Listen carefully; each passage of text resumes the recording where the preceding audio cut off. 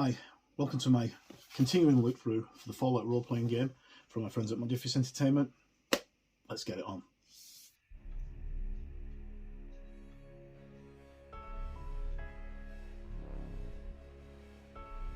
Hi folks, my name is Mark, welcome to Gamers Web. In this video I'm going to take a second look at the Fallout role-playing game from my friends at Modiphius Entertainment. In my first video I covered the first half of the book. This video is going to jump to where I left off, which was on page 230. If you want to actually check out the first video, the link is in the description down below. And let's get to it. Okay, so we were on page 230, which was the North America corporations and stuff. Let me just get to it. Okay, so corporations of pre-war America is where we were up to. Okay, so instantly the first thing that we see is Red Rocket, which if you've played Fallout, Fallout 3, Fallout 4, Fallout 76, Red Rocket is a very, very common sight. You find them all over the place. In fact, in Fallout 4, the very first place you encounter a companion is at Red Rocket when you pick up dog meat. Doesn't really need much saying. It's like a gasoline station or a petrol station if you're in the UK. There's also a supermarket, and you can find all sorts of stuff in them. But the actual company that owns them, they what's the name of the company? I can't remember. I think it just is the Red Rocket Company. Basically, they have these all over North America. Okay, so we've got Poseidon Energy, which is another feature of the game, but you don't see as often. These are all different companies. Hallucinogen Inc. and General Atomics. General Atomics are the ones who make robots like Mr. Handy and stuff like that. And each of these have all got a quest seed or an adventure seed for your game. Nuka-Cola Corporation, excuse me, that's quite important because Nuka-Cola is one of the big features in Fallout. You get to Nuka-Cola to drink, use nuke caps as currency, and there's even a downloadable content for Fallout 4, which is set in Nuka World, which is basically like a Disney World type theme park that was created by the Nuka-Cola company. So you got your quest seeds about it. So you're using Nuka-Cola in your game, quest seeds, all that kind of stuff. Pereske, Roboco Industries, and then different conglomerates like US Robotics Disposal, Hubris Comics. Hubris Comics appears all over Fallout 3 and Fallout 4. Super Duper Mart, which is just a big chain of supermarkets like Asda, Tesco, Sainsbury's, Walmart, Target, depending on what country you live in. Biotech, CIT Institute, which is the Commonwealth Institute of Technology, where the synths come from. Synths are synthetics. Westtech, and then we go along to Vault-Tec. So there's an entire chapter on Vault-Tec, and as I mentioned in my first video, Vault-Tec goes around and sells this insurance to people to go into the vaults in case there's a case of the nuclear war. And they're actually doing this as a double-edged sword because the vaults are all experiments. People don't know that, but the vaults are all experiments. Some of the vaults have they place people of a certain psychological profile in them. There's one vault that's entirely stocked by clones. There's a vault that's entirely female. There's a vault that they basically killed the overseers straight away. And I think there's one or two control vaults which are actually just normal. So the vault doors, the area signs October 23rd, 2077. That's when they call people to the doors. So it's perpetually Halloween in the world of Fallout. It's perpetually Halloween. So we've got different vaults here. So these are historical vaults. So 75, 81, and then should have like 101, 111, 95, 111, 114. We don't have 88, which is the vault that I normally use, which is one of the vaults you can find in Fallout 4, where you the vault's entirely populated by ghouls, and the vault oversees a ghoul, and you can basically set up. If you complete the mission, you can become the overseer of that vault, and I've got that completely rigged out. Okay, so different plots of what you can do, and then side quests and adventures for the vault, and then we go into the Commonwealth itself. So the Commonwealth is the area that is around Boston, so Washington, Boston, Lexington, all that area. So we've got Sanctuary Hills, where Fallout 4 takes place, Concord, Vault 111, which is just outside of Sanctuary Hills. So that's Fallout 111, yes, Fallout 4. Abernathy Farm, Starlight Drive-Thru, Drumlin Diner. These Mystical Pines and Concord, these are all locations you find in Fallout 4 right at the beginning of the game.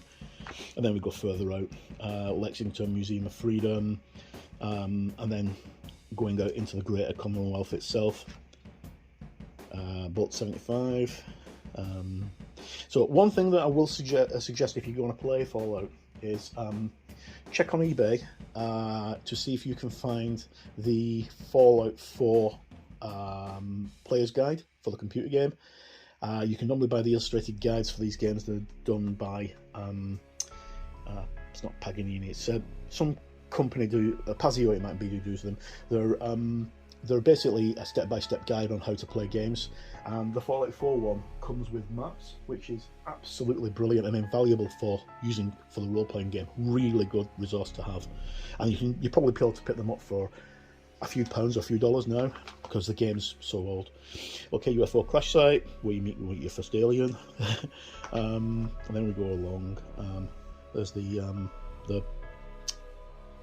Proud Inn, which is a flying fortress that the Brotherhood use, the Glowing Sea, and then Loch Jamaica Plain, West Rossbury, CIT Ruins in Cambridge, Charleston, Bunker Hill. All these things are, if you've played in the game, they're all instantly recognisable of where you are. So like Diamond City is the largest city that's in Boston. It's also a former baseball stadium. I think is it the Boston, not the Boston White Sox, I'm not sure. It's a former stadium for the a baseball team. Okay, and then lots and lots of things. The Valentine Detecting Agency, which is Nick Valentine, who's a synth. And then Beacon Hill, Back Bay, Boston Common, North End, Swan's Pond, where you find Swan, who's a mutated behemoth, who's very, very large. And then more vaults, all sorts of stuff going on. Boston Harbour, Theatre District, lots of different locations, and it tells you a little bit about each of them. And then you've got your random encounters where you can actually go and find stuff. History of Boston itself, and then we go to the games mastering. So the games mastering is basically how to get the best out of your players, how to do everything that the rules need you to do, how to handle the vaults, how to handle the dark choices of humour, because Fallout is very dark.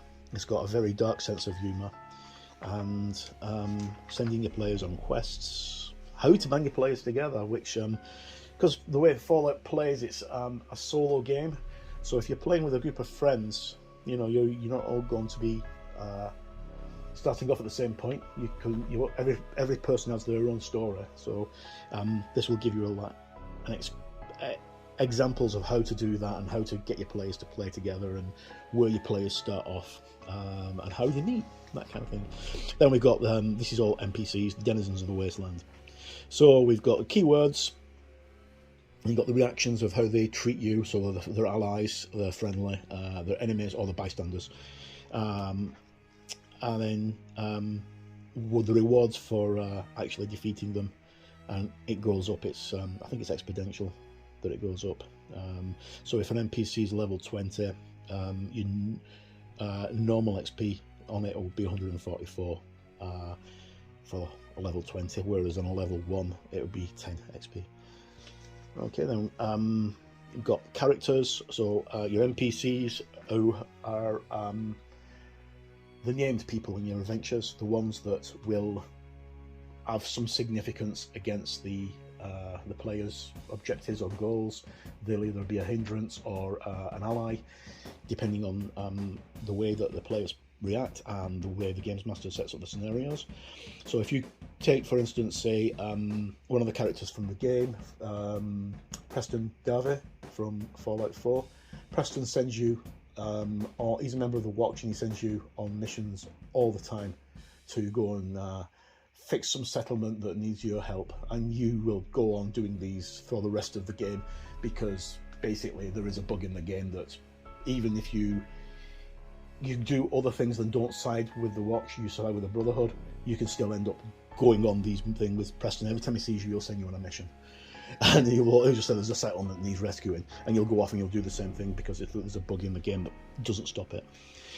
So animals and insects, so all these you see straight off. Some of the things like this is level 5 mutated Intrex. It's a blood bug. If you're level 1, that's going to be a bit of a challenge, because if it gets through, it's going to kill you. They're quite hard. And then, you know, bloat flies, Brahmin, which is like two-headed cows that are used as cattle. Death claws, one of the ultimate bad guys in the game.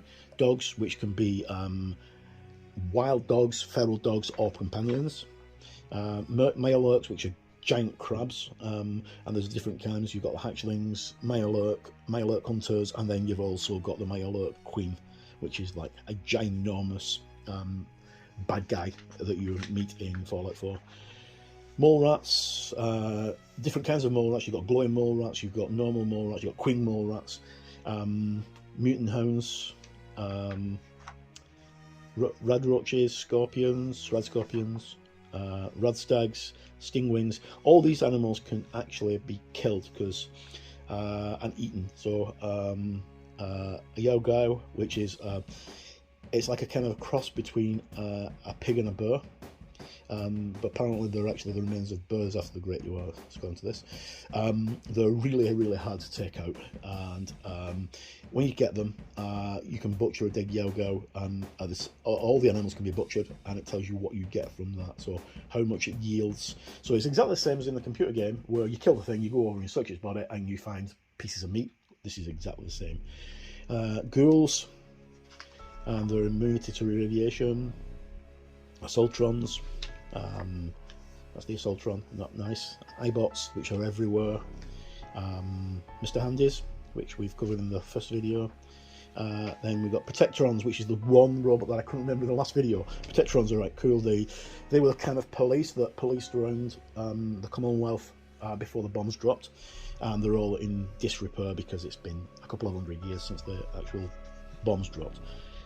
Sentry bots, they're quite difficult to take out, and if you can get close enough to them, they do have lots of cool stuff on them, like fusion cores and materials and stuff like that. But that's only if you can actually destroy them. Super mutants, as I mentioned in the first video, these are normal people who were mutated using the forced evolutionary virus, and they've got this huge stature. They're like orcs, about 10 feet tall, and much more ferocious than orcs in any game I've ever been. They're very ferocious. Super mutants, it's very strange as well, because there only appears to be one gender of super mutants. They only appear to be male. There doesn't appear to be any female super mutants. I could be wrong there, but as far as I'm aware, I think there's only male super mutants. Okay, so we've got the normal super mutants, then we've got super mutant behemoths, which are the ones that grow to about 30 to 40 feet tall. Super mutant brutes, who are often more intelligent than super mutant masters, who are definitely more intelligent. Suiciders, who will strap bombs to themselves and run at you and blow up. And then we've got the synths. The synths are synthetic life forms. Sometimes they are disguised so well that they can actually think that they're human. Other times they actually look like they're a robot. There's a couple of times in the games that you meet a synth that actually doesn't realise it's a synth, and you have to go on missions to try and find out if they're actually a synth or not. Synth Corsair, Synth Strider, and then Synth Troopers, and then we have the things that you find around the wasteland, like turrets. These get put down by raiders and what have you, and they can do lots of damage to you. So you've got machine gun turrets, you've got missile turrets, you've got flamer turrets, all things like that, laser turrets. So as you can see, it's bringing along all the elements of the computer games and console games together, so you can actually play them as a role-playing game. Brotherhood of Steel, so you've got your different various things of the Brotherhood of Steel, such as Nelder, Knights, Paladins, Marshals, Grand Marshals, Scribes, Lancers, all this kind of stuff. Then Raiders, which is another faction in the Wasteland. These are, they just live on destruction and attacking people and taking what other people have got for themselves. They normally have Raider power armor, which is a good thing to find if you can find it, because it's full of spikes and offers a lot of protection. And then we've got other Wastelanders like Children of the Atom. They are people who worship atomic bombs and radioactivity, and they actually find that the radioactivity they feed on it. Gunners, mercenaries, Minutemen, which is what Preston Garvey is, the Watch Minutemen. Institute, the Railroad. Railroad is they seek to liberate third generation synths. And then Vault Dwellers, fellow Vault Dwellers from other vaults. Wastelanders as normal, and then Zentan Alien, which you only see once in the game, and there's a picture of them again. And then we have at the last we have a final thing, which is the adventure, which is called With a Bang or a Whimper. Now, I'm not going to cover that because it's an adventure. I don't want to spoil it for anybody. So what I'm going to do is very quickly get to the back and see what we've got. So we've got the appendices at the back. Great artwork of power armor. Appendices tells you where to find absolutely everything. Right, that's quite a few pages of appendices. Great picture of Nuka-Cola Girl, or Nuka Girl. And then at the back, the last thing we have is our character sheets. There we go. And that's our second part of the look through Fallout. As you probably saw there very quickly, so if anybody wants the code, they can quite welcome to take it. There's a code at the back for a PDF version of the game. I've already got it on PDF, so I'm not really too bothered. Right, so that's my look through the Fallout the Roleplaying Game by Modiphius Entertainment. And really impressed. It's one of the best games that Modiphius have done, period. I really like it. The game plays very well. In my review, I will go through in depth on how the mechanics work, rather than going on, because this has been over an hour now for the two videos. So basically I'll go into the in depth on how the mechanics work in my written review, so you can read it at your leisure, and I put a link to that into the video, both videos, once I've finished writing it up. I'm halfway through it now. So what do you think? Fallout, is it your thing? Is it something you like? First thing, I wanted to actually apologise. I kept on calling Volty in the last video the bobblehead. It's not a Volty, it's a Pip-Boy. And I don't know why I was doing that. It's been a while since I played the game, and I was getting confused. But needless to say, it's damn good. The game's brilliant and highly recommended. Big thumbs up from me. Special thanks to Chris and John and everybody at Modiphius for sending me this lovely product to review. If you check back soon, I've got reviews coming up of some other lovely Modiphius products, including 5 Parsecs from Home, and my next big review will be these lovely gents, issue 1 and issue 2 of Achtung Cthulhu, which is a game that I'm extremely pleased to bring, because I was more or less there at the genesis of this game when Chris Birch thought of the idea. So thanks for tuning in, folks. Go out and get yourself a copy of Fallout the Roleplaying Game. You won't regret it. It's well worth picking up. As always, I've been Mark. No matter where you are in the world, please stay safe, look after yourself, and listen out for those Fallout sirens. Thanks, and goodbye.